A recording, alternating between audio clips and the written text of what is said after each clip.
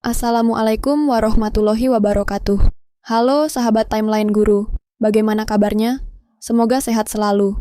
Di video ini kita akan belajar tentang perkembangan Islam di Indonesia. Are you ready? Let's start!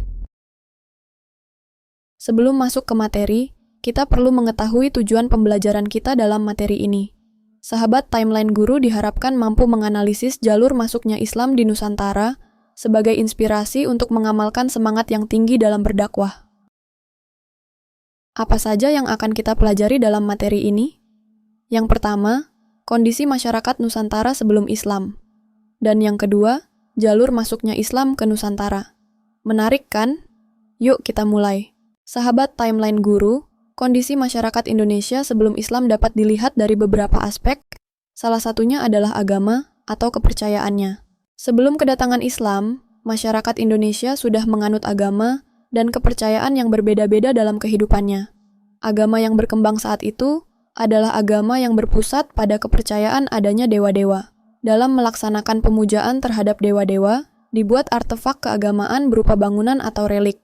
Agama Hindu-Buddha berkembang pada masa kerajaan Majapahit, ditandai dengan bangunan candi yang tersebar di beberapa wilayah dengan arca-arcanya. Prasasti dan kitab-kitab juga memberikan gambaran yang jelas terhadap potret keagamaan pada saat itu.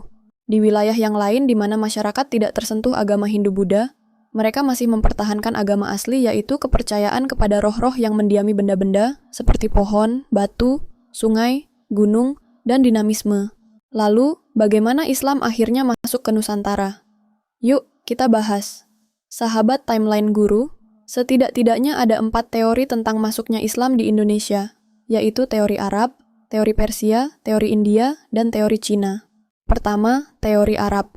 Dalam sejarah masuknya Islam ke Indonesia, teori ini mengatakan bahwa Islam masuk ke Indonesia langsung dari Arab sebagai pusat agama Islam sejak abad ke-7 Masehi. Beberapa sejarawan yang mendukung teori ini adalah Hamka, Van Leur, dan T.W. Arnold.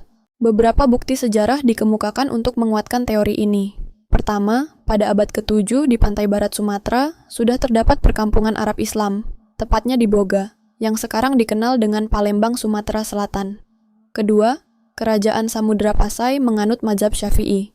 Dalam hal ini, pengaruh mazhab Syafi'i yang terbesar pada waktu itu adalah di Mesir dan Mekah. Ketiga, raja-raja Samudra Pasai menggunakan gelar Al-Malik, di mana gelar ini berasal dari Mesir. Sahabat Timeline Guru, yuk kita lanjut ke teori berikutnya. Kali ini, kita akan membahas teori Persia. Menurut teori ini, Islam masuk ke Indonesia pada abad ke-15 melalui bangsa Persia, yang kini kita kenal sebagai Iran. Menariknya, teori ini didukung oleh seorang sejarawan ternama, Hosein Jajaningrat. Kira-kira, apa saja bukti yang memperkuat teori ini? Yuk, kita telusuri lebih dalam. Teori Persia lebih menitik beratkan tinjauannya pada aspek persamaan kebudayaan yang hidup di kalangan masyarakat Islam Indonesia dengan Persia.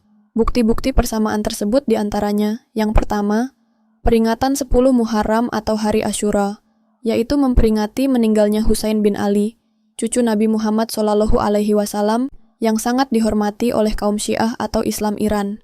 Di Sumatera Barat, peringatan tersebut disebut dengan upacara tabwik atau tabut.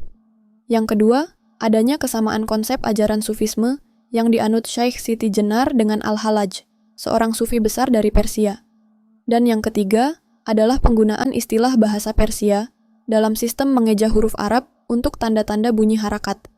Contoh jabar, fathah, jer, kasroh, pas, domah. Sahabat Timeline Guru, siap lanjut ke teori berikutnya? Kali ini kita bahas teori India. Menurut teori ini, Islam masuk ke Indonesia sekitar abad ke-13 Masehi. Lantas, siapa yang membawanya? Ialah bangsa Gujarat dari India. Mereka diyakini sebagai pelopor penyebaran Islam di Nusantara. Teori ini tidak muncul begitu saja. Beberapa sejarawan yang mendukungnya antara lain Pijnapel, Moket, dan Snok Hurgronje. Apa sih yang membuat teori India begitu menarik? Teori India didasarkan pada beberapa hal. Yang pertama, hubungan dagang antara Indonesia dan India ternyata sudah berlangsung lama. Jalur perdagangan ini menghubungkan Indonesia, Cambai, Timur Tengah, Eropa, sehingga memungkinkan para pedagang Gujarat membawa ajaran Islam ke Nusantara. Yang kedua, ada bukti sejarah yang cukup kuat. Salah satunya adalah batu nisan Sultan Malik Al-Saleh, Sultan pertama Kerajaan Samudra Pasai, yang bertuliskan angka tahun 1297 Masehi. Menariknya, batu nisan ini memiliki corak khas Gujarat, India. Sahabat timeline guru, kita sudah sampai di teori terakhir. Siap untuk mengupas teori Cina? Menurut teori ini, Islam yang masuk ke Indonesia, khususnya di Jawa dan Sumatera, berasal dari Cina. Teori ini tidak muncul begitu saja. Ada berbagai sumber, baik dari luar negeri maupun lokal, yang mendukungnya. Beberapa sejarawan yang meyakini teori ini, antara lain Profesor Slamet Muljana dan H.J. de Graaf. Sahabat timeline guru, penasaran apa saja bukti yang mendukung teori Cina dalam masuknya Islam ke Nusantara? Yuk, kita bahas satu persatu. Pertama, jauh sebelum Islam masuk, etnis Cina sudah berbaur dengan penduduk Nusantara melalui jalur perdagangan. Menurut kronik dinasti Tang, abad ke-7 Masehi, di daerah Kanton, Jiangzhou, Quanzhou, dan pesisir selatan Cina, sudah terdapat pemukiman Islam. Nah, para pedagang Cina yang beragama Islam inilah yang kemungkinan besar membawa ajaran Islam ke Indonesia.